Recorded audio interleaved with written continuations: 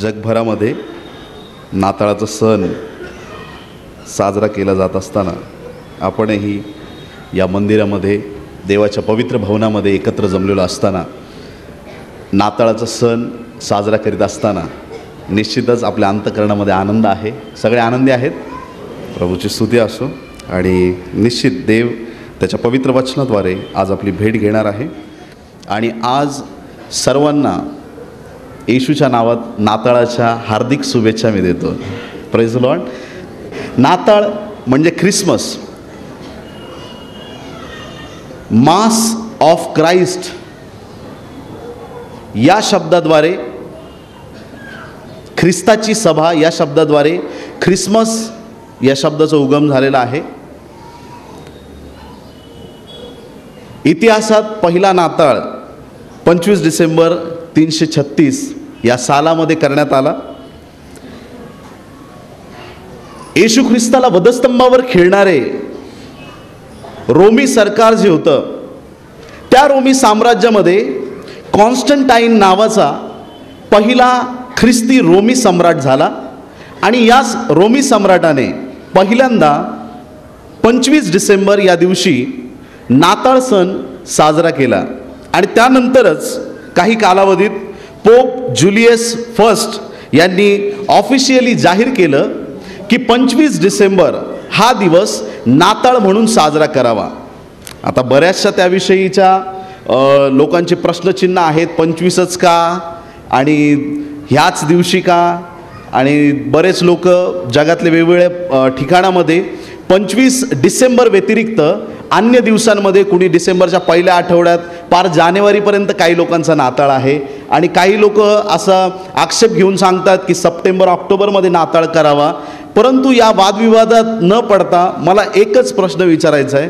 येशूचा जन्म झाला हे महत्त्वाचं आहे. त्याचा आनंद करणं हे महत्त्वाचं आहे. आणि म्हणून देवाच्या प्रिय लोकांनो, आजच्या दिवशी आपण इथे एकत्र जमलेलो आहोत. आणि तारीख कोणती असावी, महिना कोणता असावा, कधी नाताळ करावा यापेक्षा तारणारा येशू स्वर्ग सोडून या जगात आलेला आहे, हा अद्वितीय आनंद साजरा करणं हे जास्त अगत्याचं आहे. आणि मागील दिवसात मला एका व्यक्तीने प्रश्न विचारला, पाळक साहेब मला बायबलमधून एक रेफरन्स पाहिजे, तुम्ही मला सांगाल का सॅन्टा क्लॉज नक्की कोणत्या वचनात येतो? सॅन्टा क्लॉजचं वचन कोणतं आहे?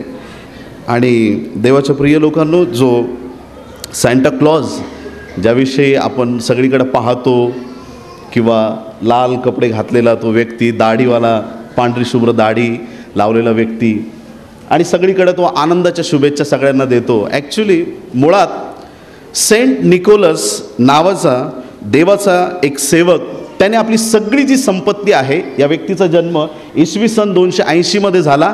आणि त्या काळामध्ये त्याची सगळी संपत्ती जी आहे, गोरगरीब, आजारी, विधवा, लहान लेकरं यांना बक्षिसं देण्यात त्याला आवडत होतं. आणि मग हा जो सेंट निकोलस आहे, याचा जो मृत्यू आहे 6 डिसेंबर या रोजी झाला. आणि त्याच्या स्मरणार्थ आजही जगभरामध्ये सेंट निकोलसचा दिवस 6 डिसेंबर एक सण म्हणून पाळला जातो. सेंट निकोलस याचंच डच भाषेमध्ये सिंटरक्लास असं नाव होतं. आणि त्या सिंटरक्लासवरून सॅन्टा क्लॉज हा शब्द उगमास आलेला आहे. आणि त्याचं नाव पवित्र शास्त्रात नाही, परंतु एक चांगला धार्मिक व्यक्ती या किंवा लोकांना मदत करणारा व्यक्ती सॅन्टा क्लॉज आहे. ही सगळी पार्श्वभूमी नाताळाची. परंतु हा काही केंद्रबिंदू नव्हे. आपल्या नाताळाचा मुख्य गाभारा, आपल्या नाताळाचा, आपल्या ख्रिसमसचा मुख्य आशय आणि विषय सॅन्टा क्लॉज किंवा पहिला नाताळ कधी झाला आणि जगातल्या अनेक ज्या घडामोडी आहेत त्या नसून, जगाचा तारणारा उद्धारक, जगाची निर्मिती करणारा प्रारंभीचा शब्द, तो शब्द देही झाला, त्याचं नाव येशू आहे. त्या येशूचं गौरव आपण करावं, हा आपला नाताळ आहे. ख्रिस्ताचा जन्म ही एक अद्वितीय, असाधारण आणि खूप महान अशी घटना आहे. अद्वितीय, असाधारण, दैवी, महान अशी घटना आहे. देवाचा पुत्र येशू या जगामध्ये येणं ही एक असाधारण गोष्ट आहे. बरेचसे जगामधले लोक देवावर विश्वास ठेवतात, बरेचसे ठेवतही नाहीत.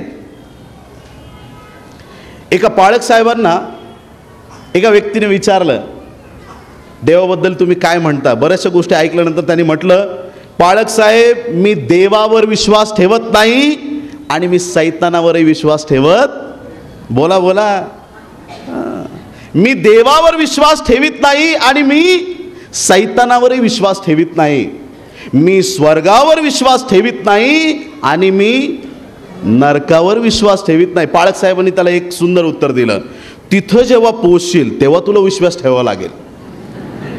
जेव्हा तिथं पोहोचशील तेव्हा मात्र तुला विश्वास ठेवावा लागेल. देवाच्या प्रिय लोकांनो, जर आपला विश्वास प्रकाशावरती आहे, अंधार सुद्धा या जगामध्ये आहे. चांगल्या गोष्टी या जगात आहेत तर वाईट गोष्टी देखील या जगामध्ये आहेतच. आणि म्हणून जगाचं तारण करण्यासाठी जे अंधारामध्ये खिचपत पडलेले आहेत, जे लोक पापामध्ये आहेत, जे लोक वाईट गोष्टीमध्ये अडकलेले आहेत, अशा लोकांना शांतीचा आणि तारणाचा एक नवीन मार्ग प्राप्त होण्यासाठी, स्वर्गात जाण्याची वाट प्राप्त होण्यासाठी येशूने स्वर्ग सोडला आणि तो या भूतलावरती आलेला आहे. आणि योहान 3:16 जे आपलं तोंडपाठ वचन आहे ते प्रत्ययास आलेला आपण आज पाहत आहोत. येशू स्वर्ग सोडून मानवाच्या तारणासाठी या जगामध्ये आला. यशायाचा 9वा अध्याय आणि 6वं वचन, कारण आम्हासाठी बाळ जन्मला आहे, आम्हास पुत्र दिला आहे. आम्हासाठी बाळ जन्मला आहे, आम्हास पुत्र दिला आहे. त्याच्या खांद्यावर सत्ता राहील, त्याला अद्भुत मंत्री, समर्थ देव, सनातन पिता, शांतीचा अधिपती म्हणतील. पुढे 7वें वचन सांगितलंय, त्याच्या सत्ता वृद्धीला अंत नसणार. आमच्यासाठी परमेश्वराने त्याचा पुत्र दिला आहे.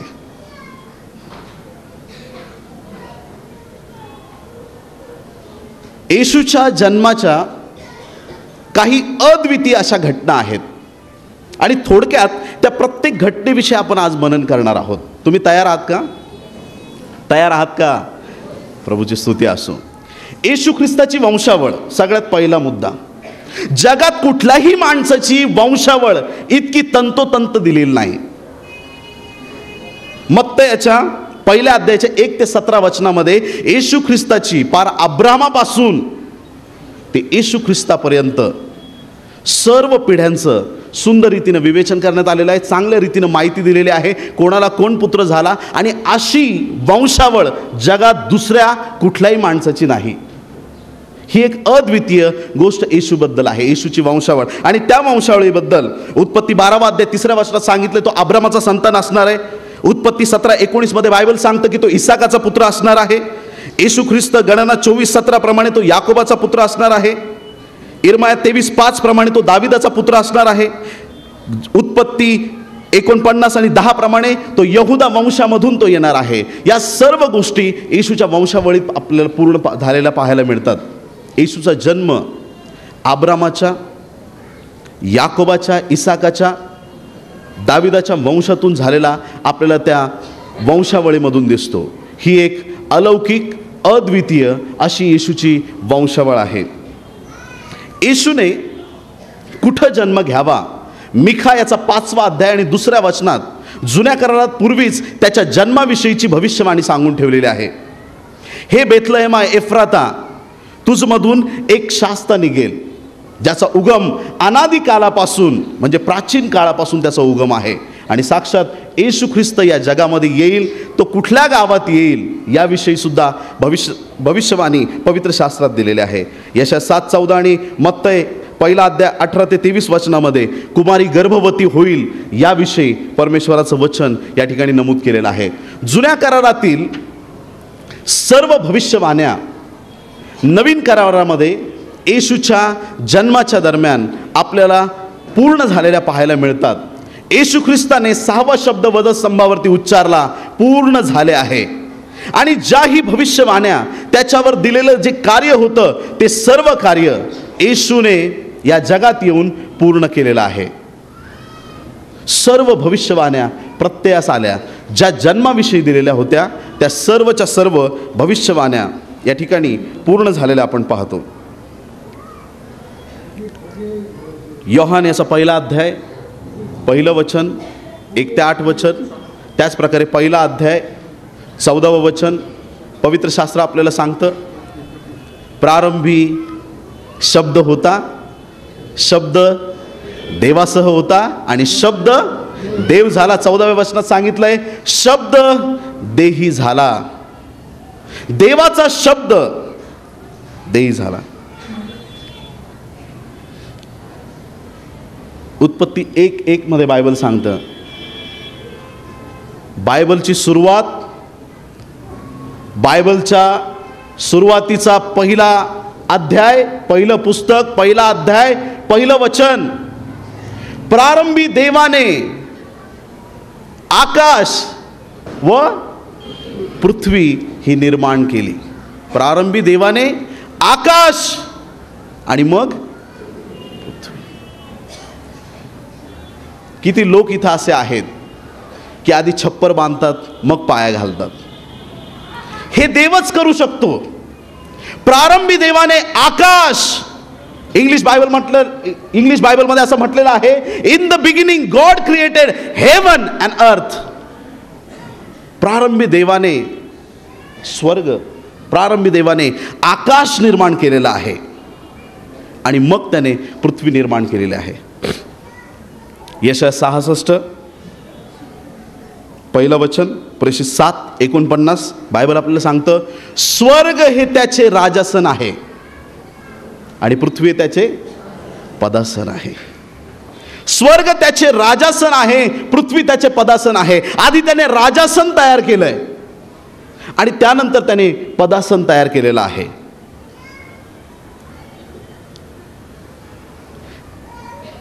पौलाने या सर्व गोष्टींचा खुलासा केलेला आहे की त्या परमेश्वराच्या येशूच्या पायाखाली सैतान आहे. आमेन. किती लोक म्हणतील? आणि मानवाने देवाच्या पायाजवळ राहावं ही देवाची इच्छा नाही. त्याच्या निवडलेल्या लोकांनी जो मनुष्य देवाच्या प्रतिरूपाचा आहे त्याची जागा देवाच्या पदासनाजवळ नाही. आणि म्हणून येशू ख्रिस्त स्वर्ग सोडून, राजासन सोडून पदासनाजवळ आलेला आहे. का? कारण की जो मनुष्य त्याच्या पायाजवळ आहे त्याने त्याच्याबरोबर राजासनावर बसावं. तो कंगालास धुळीतून उठवणारा, अधिपतींबरोबर नेऊन बसवणारा देव आहे. तुमची आणि माझी जी योजना आहे, तुमचं आणि माझं जे जीवन आहे, ते परमेश्वराची इच्छा नाही की आपण पदासनाजवळ राहावं. आणि म्हणून देव म्हणतो, मी तुला पुच्छ नव्हे तर मस्तक बनवणारा देव आहे. तू मागे नव्हे तर पुढं राहशील. हा देवाचा आशीर्वाद आहे. देवाची इच्छा आहे की पदासनाजवळ, पायाजवळ तो सैतान नेहमी राहावा. सैतानाची जागा प्रभूच्या पायाखाली आहे आणि आपली, तुमची आणि माझी जागा प्रभूच्या जवळ आहे. आपल्याला घेण्यासाठी, मानवाला शुद्ध करण्यासाठी येशू ख्रिस्त 2000 वर्षापूर्वी या जगामध्ये आला. बऱ्याच थिअरी आहेत 25 डिसेंबरबद्दल, बऱ्याचशा लोकांचे बरेचसे तत्व आहेत, पण खरी तारीख कोणाला कळालेली नाही. येशूच्या जन्माची खरी तारीख कोणाला? येशूचं आगमन कुणी सांगू शकत नाही प्रियांनो. त्याचं दुसरं देखील आगमन कोणाला सांगता येणार नाही. ते फक्त पित्याला ठाऊक आहे. जेव्हा आपण पूर्णत्वास जाऊ त्यावेळेस आपल्याला सगळ्या गोष्टी नक्की कळतील. शब्द देही झाला. त्या शब्दाने आमच्यामध्ये वस्ती केली. येशू ख्रिस्त या जगात येण्यापूर्वी, त्याची सेवा या जगात प्रारंभ होण्यापूर्वी परमेश्वराने येशूच्या सेवेच्या वाटा मोकळ्या करण्यासाठी अनेक योजना केल्या. रोमी सरकार आलं, इस्रायलवर रोमी सरकार आलं आणि त्या रोमी सरकारने आधी रस्ते तयार केले, येशूला गावोगावी जाता यावं. आणि आध्यात्मिक रीतीनं येशूचे मार्ग मोकळे होण्यासाठी त्याने योहानाला, अर्थात बाप्तिस्मा करणाऱ्या योहानाला या जगामध्ये पाठवलं. लूक पहिला अध्याय 5 ते 25 वचनामध्ये परमेश्वराच्या दूताने धूप जाळीत असताना जखर्या या याजकाची दिव्यदूताला पाठवून देवाने त्याची भेट घेतली. आपल्या प्रत्येकाच्या परिचयाच्या गोष्टी आहेत. लूक 1:57 ते 80 वचनामध्ये योहानाचा जन्म याविषयीच्या सर्व गोष्टी त्या ठिकाणी नमूद करण्यात आलेल्या आहेत. योहानाचा जन्म आणि त्यानंतर येशूचा जन्म. 2000 वर्षापूर्वी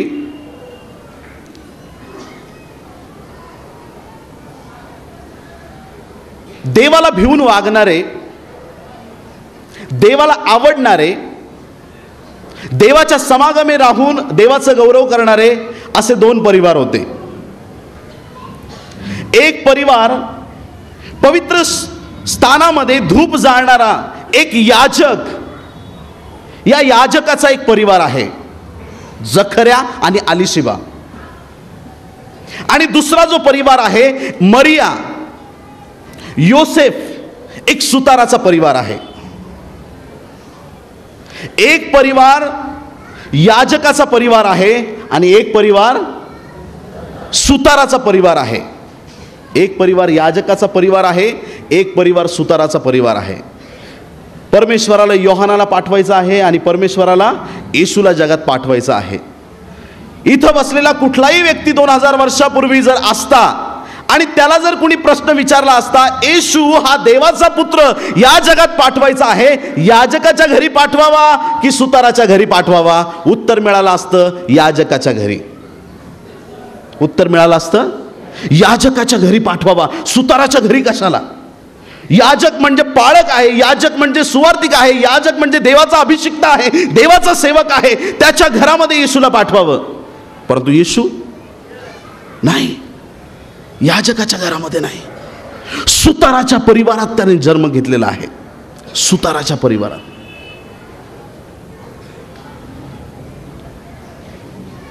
याजकाच्या परिवारात नाही. कारण तशी उघड आहेत, स्पष्ट आहेत.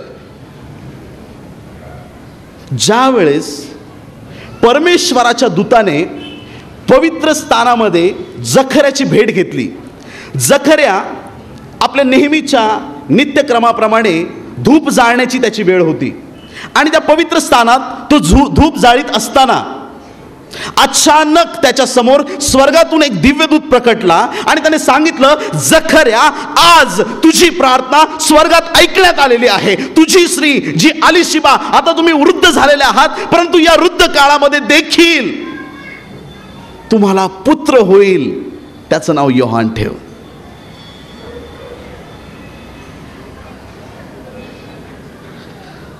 जखर्याने एक प्रश्न विचारला लूक 1:18 हे मी कशावरून समजू, हे मी कशावरून समजू. अविश्वास दाखवला. देवदूत म्हटलं, तुला चिन्ह हवंय, देतो मी चिन्ह. तुला मुलगा होईपर्यंत तू मुका राहशील, आता जास्त बोलू नको. आधी तू बोलून बसलायस, आता जे वाक्य बोललास ते शेवटचं होतं. हे मी कशावरून समजू, अविश्वासाचं पहिलं वाक्य, तोंड बंद. तिथून पुढे जेव्हा योहान झाला त्याच्या मुखातून फक्त देवाची स्तुती निघायला लागली. हे मी कशावरून समजू. मरिया एक धार्मिक सात्विक स्त्रियांमध्ये जिला धन्य म्हटलेला आहे अशी कुमारी माता, ज्या वेळेस दिव्यदूत तिच्या जवळ आला आणि तिला सांगितलं, हे कृपा पावलेल्या स्त्री, तिने ते अभिवादन ऐकूनच तिला थक्क झाली, ती चकित झाली.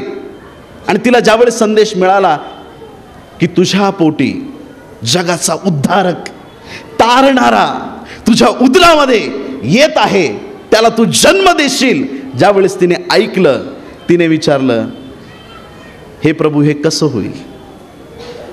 तिने माहिती प्राप्त करण्यासाठी विचारलं. तिने असं म्हटलं नाही, हे मी कशावरून समजू, हे कसं होणार. तिने प्रश्न विचारला नाही, कसं होईल, मी तर कुमारी आहे, पवित्र आत्मा तुझ्यावर येईल आणि तेव्हा या सर्व गोष्टी पूर्ण होतील. पुढं लूक 1:34 लूक 1:38 मरियेने म्हटलं, पहा मी प्रभूची दासी, आपण सांगितल्याप्रमाणे मला हो. विश्वासाचा अंगीकार आहे, विश्वासाचे शब्द आहेत.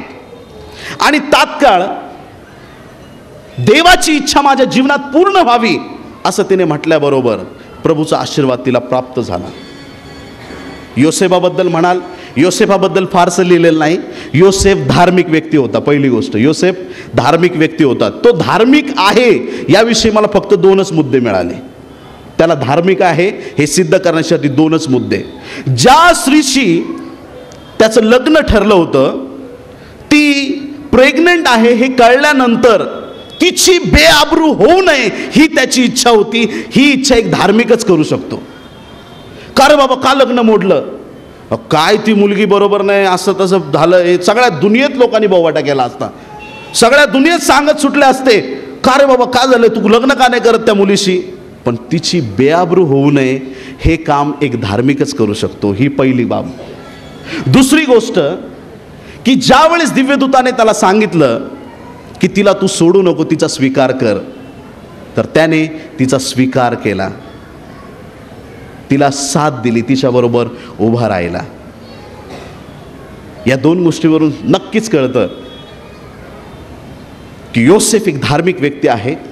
मरियेने सगळ्या गोष्टी स्वीकारल्या. मरिया एक धार्मिक व्यक्ती आहे. जखर्याने आलिशिबा याजकाचा परिवार होता. परमेश्वर तुमची डिग्री बघत नाही, परमेश्वर तुमचं शिक्षण पाहत नाही. आंधळ्या बर्तिमायाला बरं करताना येशूने म्हटलं नाही 10वी पास आहेस करे बाबा तर तुझे डोळे बरे करतो.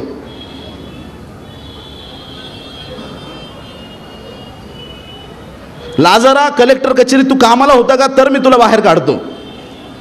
तू मोठ्या हुद्द्यावर होता का, तुझ्याकडे मोठी डिग्री होती का, परमेश्वर या सर्व गोष्टी पाहत नाही.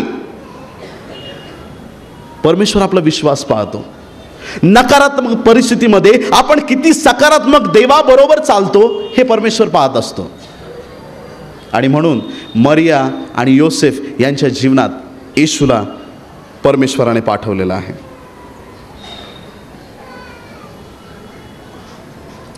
मरियाला जसं कळालं की प्रभूने तिला आशीर्वाद दिला आणि दिव्यदूताने जाता जाता तिला सांगितलं आलिशिबेला पण मुलगा होणार आहे आणि आता 6 महिन्याचं बाळ तिच्या पोटात आहे. मरिया तात्काळ यहुदियातील डोंगराळ प्रदेशामध्ये ज्या ठिकाणी आलिशिबा राहत होती त्या ठिकाणी ती तात्काळ निघून गेली. एकीकडून मरिया आलेली आहे, एकीकडून आलिशिबा आलेली आहे. 2 धार्मिक स्त्रियांची भेट या ठिकाणी झालेली आहे. जगात 2 स्त्रियांची भेट ऐकली तर आपल्याला बऱ्याच गोष्टी पाहायला मिळतात. तुला माहिती आहे का ग, मला माहित नाही ग, कुणाला सांगू नको ग, फक्त तुलाच सांगते.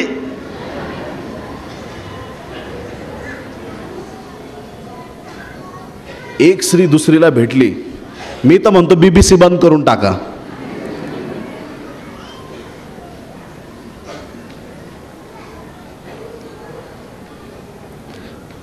आलिशिबा मरिया दोघे एकमेकींसमोर आहेत.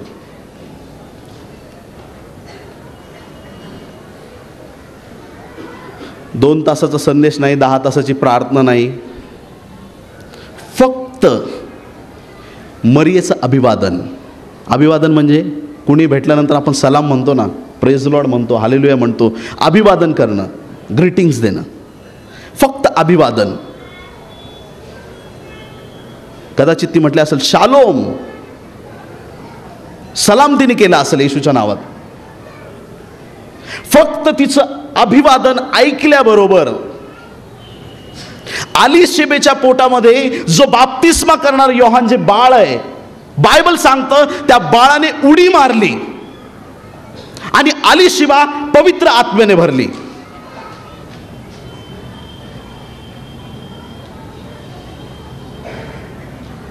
आणि तात्काळ तिच्या मुखातून शब्द निघाले. मरियेला ती म्हटली, तू स्त्रियांमध्ये धन्य आहेस, तुझ्या पोटचं फळ धन्य आहे आणि माझ्या प्रभूच्या मातेने मजकडे यावं हा मान मला कुठून. मरियेच्या उदरामध्ये प्रभू आहे हे अलीशेबेला कळालं कधी?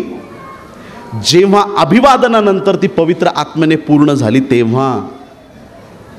येशूने शिष्यांना प्रश्न विचारला, तुम्ही मला काय म्हणून ओळखता? कोणी म्हटलं असेल एलिया, कोणी म्हटलं असेल प्रभू तू एकदम चमत्कार करणारा जबरदस्त माणूस आहेस, प्रभू तू काय भाकरी 5 भाकरी तू 2 मासे काय करतोस, तू एकदम जेवण देणारा खतरनाक, एकदम काय सांगावं प्रभू तू जेवण देणार आहेस. कुणी म्हटलं अरे प्रभू तू ना आरोग्य देणार आहेस, आरोग्य देणारा. कुणी म्हटलं असेल अरे तू माशाच्या पोटातून पैसे काढतोस, तू तर काय तू वेगळंच आहेस, पण तू वादळ थांबवतोस, तू वादळ थांबवणार आहेस. पेत्राने उत्तर दिलं, आपण जिवंत देवाचे पुत्र येशू ख्रिस्त आहात. येशूने त्यावर काय म्हटलं? हे तुला रक्त आणि मांसाने नव्हे, हे तुला पवित्र आत्म्याने प्रकट केले आहे. येशू हा प्रभू आहे हे कबूल करण्यासाठी देवाच्या आत्म्याची गरज आहे.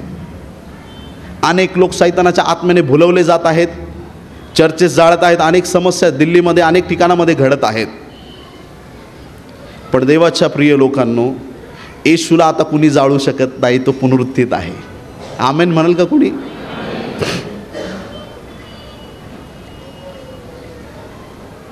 वधस्तंभावर चोराने देखील दुसऱ्या शब्दामध्ये येशूला म्हटलेलं आहे, तू जेव्हा राजवैभवाने येशील तेव्हा तू माझी आठवण कर. 12 शिष्य रोज येशू बरोबर फिरायचे. त्यांना समजलं नाही त्याचं दुसरं आगमन काय. क्रूसावर चोराला देवाच्या आत्म्याने प्रकट केलेला आहे. तो चोर काय कुठल्या चर्चचा पाळक नव्हता, त्याला देवाने प्रकट केलेला आहे, प्रभूच्या आत्म्याने प्रकट केला. आणि तसंच या अलीशेबेला प्रकट झालाय मरियेच्या उदरामध्ये जगाचा तारणारा उद्धारक येशू ख्रिस्त आहे. पवित्र शास्त्राच्या वाचनाप्रमाणे अलीशेबेच्या उदरामध्ये योहान, बाप्तिस्मा करणारा योहान, आणि मरियेच्या उदरामध्ये येशू ख्रिस्त, या दोघांची ही पहिली भेट आहे. दुसरी भेट डायरेक्ट यार्देन नदीमध्ये. पहिली भेट दोघंही मातेच्या उदरात असताना येशूच्या सामर्थ्याने योहानाला आणि अलीशेबेला पवित्र आत्म्याचं सामर्थ्य मिळालं. परंतु त्यांची दुसरी भेट त्या यार्देन नदीमध्ये. पवित्र शास्त्राचा लेख पूर्ण व्हावा, देवाची योजना पूर्ण व्हावी, आणि म्हणून येशूने पाण्याचा बाप्तिस्मा घेतला. परंतु स्वर्गातून वाणी झाली, हा माझा परमप्रिय पुत्र आहे. पहिल्या भेटीमध्ये योहानावरती देवाचा आत्मा उतरलेला आपण पाहतो. दुसऱ्या भेटीमध्ये येशूवरती आत्मा तर उतरला कबुतरासारखा, पण त्याचबरोबर स्वर्गातून वाणी झाली, हा माझा परमप्रिय पुत्र आहे. कशासाठी? हे 2 सामर्थ्यवान सेवक यांच्यातला फरक जगाला दाखवण्यासाठी. योहानही सामर्थ्यवान आहे, पण येशू ख्रिस्त जगाचा तारणारा आहे, हा फरक दाखवण्यासाठी. येशू हा देवाचा एकुलता एक पुत्र आहे हे सिद्ध करण्यासाठी. मरिया अलीशिबा दोघींची भेट झाल्यानंतर बायबल सांगतं की लूक 1:56 मध्ये मरिया 3 महिने अलीशिबा आणि मरिया एकत्र राहिल्या. म्हणजे 6 महिन्याचं बाळ अलीशिबेच्या पोटात असताना मरिया आली. 9 महिने पूर्ण झाले, म्हणजे तिचं आता बाळ होणार आहे. त्या दरम्यान परत मरिया आपल्या गावी निघून गेलेली आहे.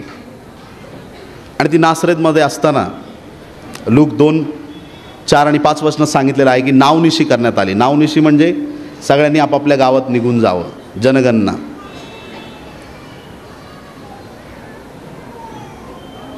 जसं मी आपल्याला पूर्वीच सांगितलं, येशू ख्रिस्त दाविदाचा अंकुर आहे, दाविदाच्या वंशातला तो आहे. आणि दाविदाचं गाव बेथलहेम, रूथ आणि बोआजचं गाव बेथलहेम. त्या बेथलहेमामध्ये योसेफ आणि मरिया हे दोघंही त्या ठिकाणी नावनिशी झाल्यामुळं त्यांना त्या ठिकाणी जावं लागलं. बेथलेहेमात गेल्यानंतर उतार शाळेमध्ये त्यांना राहण्यासाठी, येशूला जन्म घेण्यासाठी जागा नव्हती. सर्व बेथलेहेमातील प्रत्येक घराचे दरवाजे त्यांच्यासाठी बंद झाले होते. उतार शाळेचे दरवाजे त्यांच्यासाठी बंद झाले होते. कुणीही मरिया आणि योसेफ आणि त्यांच्या होणाऱ्या बाळाला कुणीही आपल्या घरामध्ये प्रवेश दिला नाही.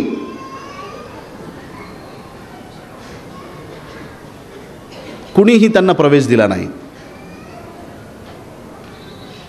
शेवटी तुमचा आणि माझा तारणारा उद्धारक येशू ख्रिस्त गाईच्या गोठ्यामध्ये त्याला जन्म घ्यावा लागला. या ठिकाणी खूप मोठी गर्दी आहे, खूप लोक इथं आहेत. इथे एक तरी व्यक्ती आहे का ज्याचा जन्म गाईच्या गोठ्यात झालाय? कुणीच नाही. स्वर्गाचं सिंहासन सोडलं आणि अशा स्थानी आला जिथं या जगातला कुणीच मनुष्य अजून जाऊ शकला नाही. अगदी इथपर्यंत तो आला. गाईच्या गोठ्यात त्याने जन्म घेतला. बेथलेहेम गावात त्याने जन्म घेतला. बेथलेहेम या शब्दाचा अर्थ भाकरीचं घर. बेथलेहेम म्हणजे भाकरीचं घर. आणि त्या भाकरीच्या घरामध्ये जगाचा तारणारा येशू ख्रिस्त आलेला आहे. योहान 6:35 मध्ये त्याने म्हटलेलं आहे की मी जीवनाची भाकर आहे. शमरोनी स्त्रीशी बोलताना त्याने म्हटलं की मी जीवनाचं जल आहे. योहान 8:12 मध्ये तो म्हणतो की मी जगाचा प्रकाश आहे.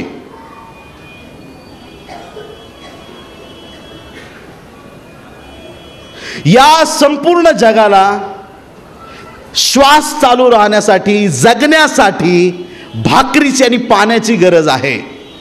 आणि ती जिवंत भाकर येशू ख्रिस्त आहे. प्रभू भाकर बनून या जगात आला.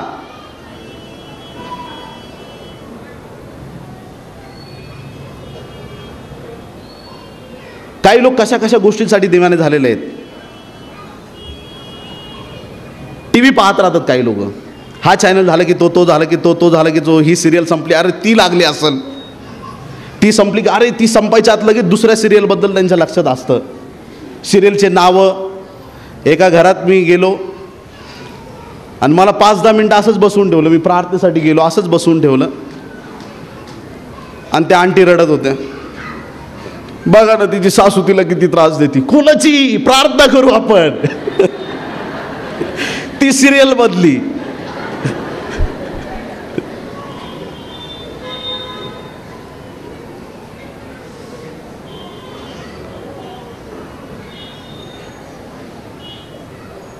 टीव्ही साठी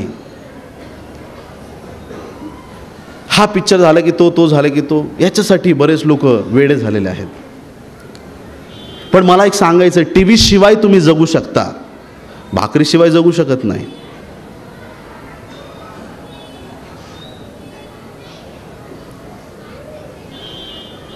बरेच लोक बाटलीसाठी दिवाने झालेत. बाहेरच्या जगिक लोक, आपले ख्रिस्ती लोक नाही पित. ही बाटली झाली का ती बाटली, ती झाली की ती बाटली झाली की ती बाटली, शेवटी सलाईनची बाटली.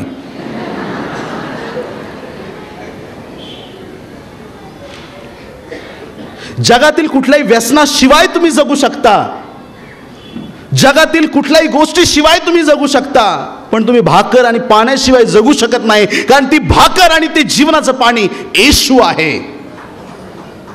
ती भाकर, ती जीवनाची भाकर त्या बेथलेहेमामध्ये आलेली आहे.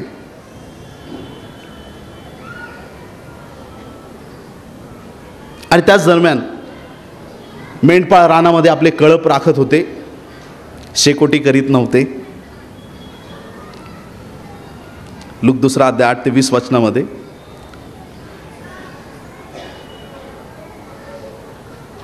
मेंढपाळ रानात कळप राखत होते आणि त्यांचे कळप ते राखत असताना कडाक्याची थंडी होती. अचानक दिव्यदूत त्यांच्यासमोर प्रकट झाला आणि देवाचं गौरव करीत त्यांना सुवार्ता सांगू लागला. सगळे दिव्यदूत त्या ठिकाणी पाहून, देवाचं सामर्थ्य पाहून मेंढपाळ घाबरले. त्यांना समजेना आता काय करावं, कारण मेंढरं सांभाळताना त्यांनी कोल्हे, लांडगे आणि सगळे हिंस्र पशु पाहिले होते, पण देवदूत कधीच पाहिला नव्हता. देवदूताला पाहून त्यांचा थरथर काप झाला. ते घाबरले. त्यांना वाटलं आता आमच्यावर काहीतरी संकट दिसतंय, परंतु ते संकट नव्हतं, ती तारणाची घोषणा होती. तुमच्यासाठी दाविदाच्या नगरात आज उद्धारकर्ता येशू जन्मास आला आहे. त्याला बाळंताने गुंडाळला आहे आणि त्याला गव्हाणीत ठेवण्यात आलेला आहे. सुवार्ता ऐकता स्वर्गातून असंख्य दिव्यदूतांचा समुदाय तिथं प्रकट झाला. त्यांनी देवाचं गौरव केलं. ऊर्ध्वलोकी देवाला गौरव, आणि ज्या मनुष्यावर त्याचा प्रसाद झाला आहे त्यावर शांती असो. त्यांनी देवाचं गौरव केलं. सगळे दिव्यदूत स्वर्गात घेण्यात आले आणि तात्काळ हे सगळे जे मेंढपाळ आहेत लगबगीने, घाईघाईने गोठ्याकडे चला. बाळंत्याने गुंडाळलेलं आणि गव्हाणीत ठेवलेलं. बघा, खूण आहे त्यांच्यासाठी, चिन्ह आहे. पहिली गोष्ट बाळंत्याने गुंडाळलेलं. आता कुठलं बाळ जन्मल्याबरोबर आईबाप ब्लेझर घालतात त्याला? नाही. प्रत्येक बाळ, मग त्या अमेरिकेत जन्मवून नाही तर आपल्या नगरमध्ये जन्म, बाळाला कशात गुंडाळतात? बाळंत्यातच गुंडाळतात. परंतु प्रत्येक बाळाला गव्हाणीत ठेवत नाही, हे चिन्ह आहे. बाळंत्याने गुंडाळलेलं आणि गव्हाणीत ठेवलेलं बाळ तुम्हाला आढळेल. ते धावत तिथं गेले. त्यांना येशू सापडला. जो शोधतो त्याला येशू सापडतो. प्रियांनो, जो शोधतो त्याला येशू सापडतो. ज्यांनी ज्यांनी अंतःकरणापासून आजवर येशूला शोधलेला आहे, तो कुठल्याही धर्माचा असो, जातीचा असो, पंथाचा असो, स्त्री असो, पुरुष असो, धनवान असो, गरीब असो, लाचार असो, दीन असो, दुःखी असो, आनंदी असो, जगातला कुठलाही माणूस, कुठल्याही परिस्थितीतला, किती शिकलेला असो किंवा अडाणी असो, तो कुणी असो, जो येशूला शोधतो त्याला येशू सापडतोच. मेंढपाळांनी येशूला शोधलं, मेंढपाळांना येशू सापडला. मरिया त्यांना दिसली, त्यांना योसेफ दिसला, त्यांना आनंद झाला, त्यांना नमन केलं. त्यांनी येशूचं दर्शन त्यांनी घेतलं, येशूला धन्यवाद दिले त्यांनी. का बरं मेंढपाळांनाच बोलवलं प्रभूने? अनेक तिथं धार्मिक लोक असतील, अनेक वेगवेगळ्या प्रकारची लोक असतील. नाही प्रियांनो, नाही. बेथलेहेमामध्ये जे मेंढपाळ होते, बेथलेहेमात जे मेंढपाळ होते, हे मेंढपाळ मेंढरांना पाळून त्यांना मोठं करून यरूशलेमेतील मुख्य मंदिरामध्ये त्या मेंढरांना बळी देण्यासाठी ते पाठवत होते. आणि त्या मेंढपाळांना आता कळावं, तुमचा बिझनेस बंद झाला आहे. आता या मेंढरांच्या बलिदानाची गरज नाही, या कोकरांना मारण्याची गरज नाही, कारण जगाचा उद्धार करता देवाचा कोकरा येशू या जगामध्ये आलेला आहे. तुमचे बिझनेस बंद. आता स्वतःसाठी नवीन धंदे शोधा, नवीन कामं शोधा, कारण हा बिझनेस लवकरच बंद होणार आहे.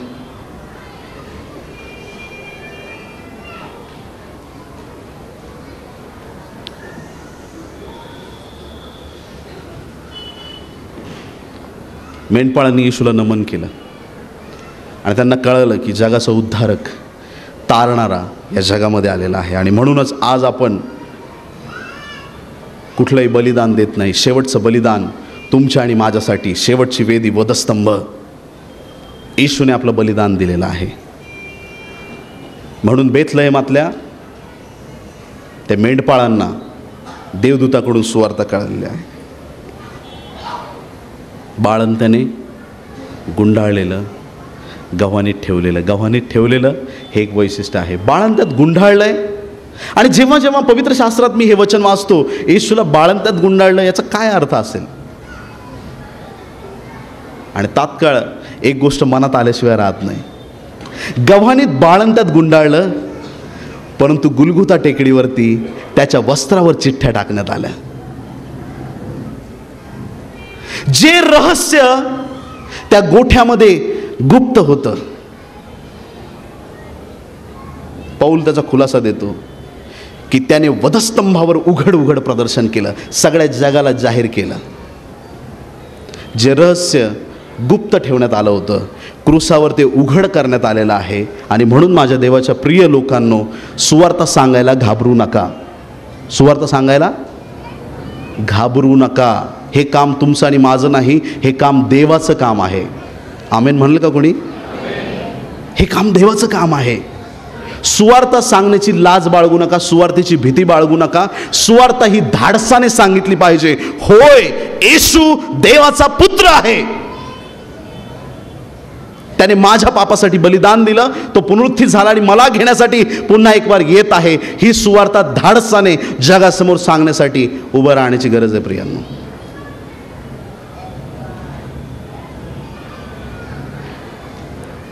त्या वधस्तंभावरती त्याने सिद्ध केलेलं आहे आणि जगाला गूढ रहस्य उघड करण्यात आलेले आहेत. येशू ख्रिस्त जगासमोर आज सगळ्यांना प्रेमाचं आव्हान देत आहे. प्रत्येकावरती देवाने जगावर एवढी प्रीती केली, जगावर प्रीती केली. असं नाही सांगितलं देवाने ख्रिस्ती लोकांवरच.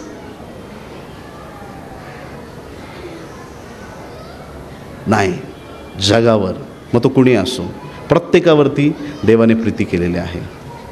बाळंत्याने गुंडाळलेलं, गव्हाणीत ठेवलेलं ते बाळ, त्याविषयीची रहस्य परमेश्वराने टप्प्याटप्प्याने सर्व प्रकट केली आहेत. आणि त्याचं परिपूर्ण रहस्याचं प्रकटीकरण आज परमेश्वराने तुम्हाला आणि मला दिलेलं आहे. धन्य आहोत आपण, आशीर्वादित लोक आहोत. जसे बेथलेहेमातील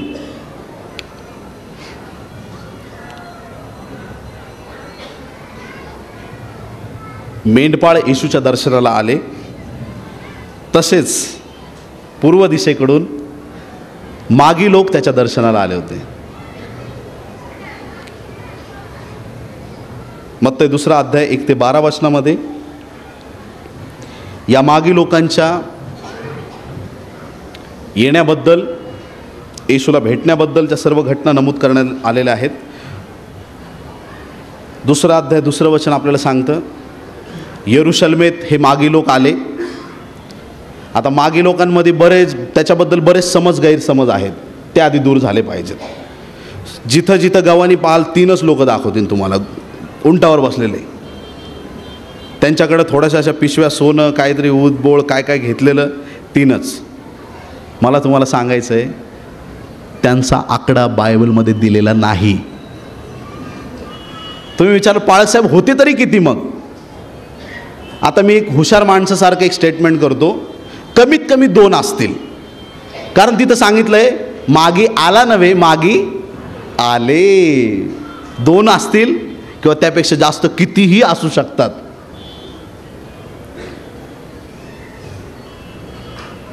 किती असू शकतात. आणि पूर्वेचा तारा पाहून ते यरूशलेमेत आलेले आहेत आणि त्यांनी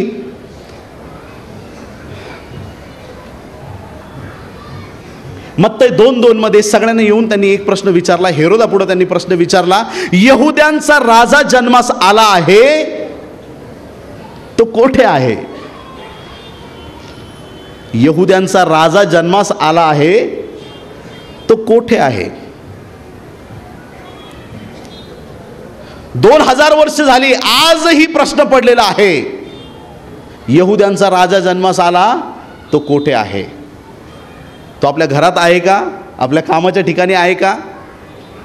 आपल्या मंडळीत आहे का? आपल्या जीवनात आहे का? आपल्या लेकरांमध्ये आहे का? शाळेत जाताना आपल्याबरोबर आहे का? आपल्या कॉलेजमध्ये आहे का? आपल्या कामाच्या ठिकाणी आपण जिथं जातो तिथं आपल्याबरोबर तो जगाचा तारणारा आहे का? प्रश्न आहे आपल्या समोर.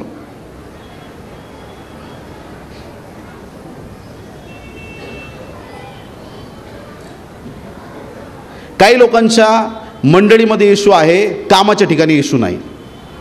तुम्ही म्हणता कसं काय बोलता पाळक साहेब, माझ्याकडे सगळ्या गोष्टीचा खुलासा आहे आज. कामाच्या ठिकाणी येशू नाही. इतरांना मी ख्रिस्ती आहे हे सांगायची लोकांना, काही लोकांना लाज वाटते. एखादा व्यक्ती कामावर असेल आणि आपण त्यांना फोन केला ना, hello brother praise the Lord, तो म्हणतो हा ब्रदर बोला ना, बोला ब्रदर प्रेज द लॉर्ड, कसे आहात तुम्ही, हा ब्रदर मी बरा आहे, बोला ना, बोला बोला ब्रदर प्रेज द लॉर्ड, हा ब्रदर मी जरा कामामध्ये आहे, brother praise the Lord, brother ते ॲक्च्युली ना मी जरा बिझी आहे, मी तुम्हाला नंतर फोन करतो 5 मिनिटात. 5 दिवस जातील, 5 वर्ष जातील, तुम्हाला फोन येणार नाही. तुम्ही ऐकलं का? यहुद्यांचा राजा जन्मास आला आहे, तो कोठे आहे आपल्याला आज ठामपणे सांगता आलं पाहिजे. या मंदिरामध्ये प्रभू आहे, माझ्या जीवनामध्ये प्रभू आहे. पहिले करीत 3:16 प्रमाणे तो माझ्या अंतःकरणामध्ये आहे, तो माझ्या परिवारामध्ये आहे. या मागी लोकांचा प्रश्न त्या ठिकाणी ज्यावेळेस त्यांनी विचारला, हेरोद राजा गडबडून गेला, घाबरला. यरूशलेमेतले सगळे जे लोक होते सगळे घाबरले, भयभीत झाले. आता कोणता राजा आलाय? हेरोदाला वाटलं माझी खुर्ची गेली. जगात खुर्चीसाठी खूप गडबड आहे, खुर्चीसाठी खूप गडबड आहे. प्रत्येकाला भीती, माझी खुर्ची जाती का काय, माझी जर खुर्ची गेली तर कसं होईल. हेरोदाला पण तसंच वाटलं, माझं राजासन जाईल, आता माझं काय होणार. हेरोद घाबरला. त्यांना कन्व्हिन्स केलं, मागे लोकांना सांगितलं तुम्ही जा, त्याचा शोध घ्या आणि येताना मला सांगा, मग मी बघतो काय करायचं आहे ना. म्हणजे लगेच वधस्तंभावर खेळायला मोकळा बाळाला.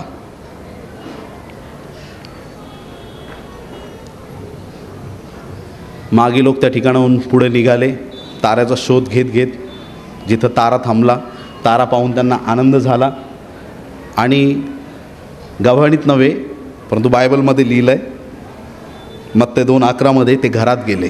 तेव्हा ते एका घरामध्ये राहत होते आणि ते घरामध्ये गेले. येशूला त्यांनी नमन केलं. आपल्या जवळचं धनद्रव्य, सोनं, ऊद, बोळ, जे जे गंधक, त्यांच्याकडं सुंदर सुंदर ज्या गोष्टी होत्या येशूच्या चरणाशी त्यांनी अर्पित केल्या, समर्पण केलं त्या गोष्टींचं. आणि त्यांनी स्वप्नात त्यांना दिव्यदूताची त्यांना वाणी प्राप्त झाली. देवाने त्यांची भेट घेतली आणि सांगितलं, जाताना हेरोदाकडे जाऊ नका, मार्ग बदलून जा. आणि त्यांनी मग आपला मार्ग बदलला आणि ते आपल्या देशाला परत निघून गेले. मागी शब्दाचा उगम मॅजिशियन म्हणजे जादूगार या शब्दापासून झालेला आहे. मागी हा जो शब्द आहे याचा उगम बाबेलच्या परगण्यामध्ये किंवा बाबेल देशामध्ये झालेला आपण पाहतो. बाबेल देशाचा इतिहास पाहिला, येशूच्या जन्माच्या आधी 600 वर्ष आधी त्या ठिकाणी एक देवाचा अभिषिक्त होऊन गेला. त्याचं नाव दानिएल. दानिएल ज्या वेळेस त्या साम्राज्यामध्ये होता, नबुखदनेस्सर राजाला दानिएल याचा 2रा अध्याय, त्यामध्ये त्याला स्वप्न पडलं. राजाने स्वप्न पडल्यानंतर सगळ्या राज्यातील बाबेलमधील सर्व ज्ञानी, मॅजिशियन, चमत्कार करणारे, जादूटोणा करणारे, तांत्रिक, मांत्रिक, हुशार, बुद्धिमान सगळ्या लोकांना त्याने एकत्र केलं आणि त्यांना विचारलं, ऐकताय का तुम्ही? काय विचारलं माहिती आहे का? काय विचारलं असेल? स्वप्नाचा अर्थ? नाही नाही नाही नाही, स्वप्नाचा अर्थ नाही. माझं स्वप्न सांगा आणि त्याचा अर्थही तुम्हीच सांगा. सोपं आहे का काम? नाही. अर्थ विचारला स्वप्नाचा, ठीक आहे, मला असं असं स्वप्न पडलं, आता अर्थ सांगा. नाही, तुम्ही ज्ञानी आहेत, तुम्ही काय सांगा? स्वप्न सांगा आणि स्वप्नाचा अर्थही सांगा. राजाने सारखं विचारलं, स्वप्न सांगा, अर्थ सांगा, नाही तर मरायला तयार व्हा. स्वप्न सांगा, अर्थ सांगा, नाही तर मरायला तयार व्हा. सगळे ज्ञानी लोक आले, महाराज फक्त स्वप्न सांगा, 1 मिनिटात अर्थ सांगतो. नाही, स्वप्नही तूच सांग आणि अर्थही तूच सांग. आणि जो पुतळ्याचा दृष्टांत आहे किंवा जे नबुकदनेस्सरचं स्वप्न आहे, अख्ख्या बाबेलमध्ये ते स्वप्न आणि त्याचा अर्थ सांगायला कुणीच तयार नव्हतं. ही बातमी ज्यावेळेस दानिएलाकडे आली, दानिएल म्हटलं मी सांगतो, कारण त्याच्यावरती देवाचा आत्मा होता. राजा समोर जाऊन उभा राहिला आणि त्याला सांगितलं, तुझं स्वप्न असं असं आहे आणि त्याचा असा असा अर्थ आहे. राजा थक्क झाला आणि राजाला कळालं की दानिएल ज्या देवाची सेवा करतो तो देव जिवंत देव आहे, त्याला सर्व काही शक्य आहे. तो सर्व मनोरथ आणि मनातल्या गूढ गोष्टी, स्वप्न आणि त्याचा अर्थ सांगणारा खराखुरा जिवंत परमेश्वर आहे, राजाला कळालेला आहे.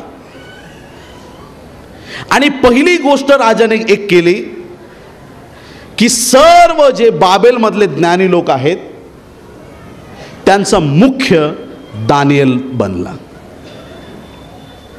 दानिएल त्यांचा मुख्य बनला आणि दानिएल मुख्य बनल्यामुळे दानिएल त्याची नजर देवाकडे होती. आणि म्हणून ताऱ्यांचा अभ्यास करणारे, स्वप्नाचे अर्थ सांगणारे सगळे जितके ज्ञानी होते ते कोणाच्या अंडर राहणार? बोला बोला, दानिएलाच्या ते बरोबर राहणार किंवा दानिएल सांगेल त्याप्रमाणे ते अभ्यास करणार. आणि मग कदाचित 600 वर्ष त्या संपूर्ण भागामध्ये जितके ज्ञानी होते त्यांनी दानिएलाची संस्कृती उचललेली आहे. देवाचा शोध घेण्यासाठी, पवित्र शास्त्राच्या आधारावरती जगण्यासाठी, ज्या जगातील घडामोडी आहेत त्यांचा आणि पवित्र शास्त्राचा संदर्भ लावण्यासाठी ज्ञानी लोक फार दुरून पूर्वेकडून ते बेथलेहमामध्ये आलेले आहेत. आज मला तुम्हाला सांगू द्या, बायबल सांगतं मूळ आपल्या मनात म्हणतो परमेश्वर नाही. कोण म्हणतो? म्हणजे मूर्ख म्हणतो, परमेश्वर नाही. पण आज देवाच्या प्रिय लोकांनो, जो ज्ञानी आहे तो येशूकडे येतो. मूळ जगात फिरत राहतो आणि म्हणतो की देव नाही, परंतु जो ज्ञानी आहे तो येशू जवळ येतो. ज्ञानी लोक येशूला शोधत आलेले आहेत. तेच खरे ज्ञानी लोक आहेत की जे येशूचा शोध करतात आणि ते येशू जवळ येतात. या मागी लोकांनी येशूचा शोध केलेला आहे आणि ते येशू जवळ आलेले आहेत. आणि जसे हे मागे लोक एका दुसऱ्या वाटेने ते आपल्या देशामध्ये परत गेले, ते परत गेल्यानंतर तात्काळ योसेफ आणि मरिया यांची पुन्हा एक वार देवाने भेट घेतली. योसेफाला देवाने स्वप्नामध्ये दिव्यदूत पाठवून त्याची भेट घेऊन त्याला सांगितलं की आता तुम्हाला धोका आहे, इथं तुम्ही राहू नका. होशे 11:1 प्रमाणे जी भविष्यवाणी होती येशू ख्रिस्त मिसर देशाला जाईल, ती भविष्यवाणी या ठिकाणी पूर्ण झाली. आणि त्यांना सांगितल्याप्रमाणे धोका असल्यामुळे त्यांना पूर्ण परिवाराला परमेश्वराने गुप्त रीतीनं मिसर देशात निघून जायला सांगितलं. आणि त्याच्यानंतर तात्काळ हेरोद राजाने फरमान काढलं, 2 वर्षाची लेकरं आणि त्या 2 वर्षाखालील जी लेकरं आहेत त्या सर्वांची कत्तल केली जावी. शास्त्रलेख पूर्ण झाला. रामा येथे आक्रांत होईल, लोक रडतील, ओक्साबोक्शी दुःख करतील.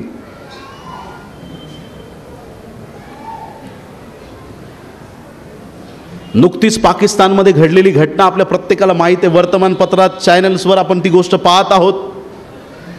कशा पद्धतीनं लेकरांची त्या ठिकाणी हत्या करण्यात आलेली आहे. जे दृश्य आपण आपल्या डोळ्यासमोर पाहतो ते पाहून आपला जीव कासावीस होतो, आपले डोळे पाणावल्याशिवाय राहत नाहीत. मग तो पाकिस्तान का असेना, पण जिथं अत्याचार होतो तो पाहून मनाला दुःख होतं, वाईट वाटतं. त्या तालिबानपेक्षा हेरोदाने खूप भयंकर पाऊल उचललं. फक्त बेथलेहमातले नाही, पवित्र शास्त्रात लिहिलंय बेथलेहमातील आणि आसपासच्या सर्व प्रदेशातील लहान लेकरांची त्याने कत्तल करायला सांगितली. सगळीकडे लोक रडत होते, सगळीकडे लोक आपल्या लेकरांसाठी दुःख करत होते. हेच ते लोक आहेत ज्यांनी येशूला जन्म घेण्यासाठी दार उघडलं नव्हतं. जो देव राहाब नावाच्या अगदी वाईट स्त्रीला वाचवू शकतो, तिच्या परिवाराला वाचवू शकतो, त्याने बेथलेहेम मधल्या विश्वासणाऱ्यांना सुद्धा वाचवलं असतं, पण त्यांनी प्रभूला स्थान दिलं नाही. आज अहमदनगर एक येरुशलेम आहे, नवी येरुशलेम आहे. आणि आज देखील प्रकटीकरण 3:20 प्रमाणे प्रभू दार ठोकत आहे. आपल्या जीवनात, आपल्या परिवारात, मुख्य करून आपल्या कामाच्या ठिकाणी, सगळीकडे जिथं जाऊ तिथं आज येशूला आपल्या बरोबर घेऊन जाऊया प्रियांनो. खरा नाताळ तोच. सॅन्टा क्लॉज आहे, रंगरंगोटी आहे, नवीन कपडे, अहो ब्रदर खूपच छान, सगळं आहे. ख्रिस्त नाही तर त्याचा काय लाभ नाही. पण काहीच नसेल, येशू असेल, नाताळ साजरा झाला.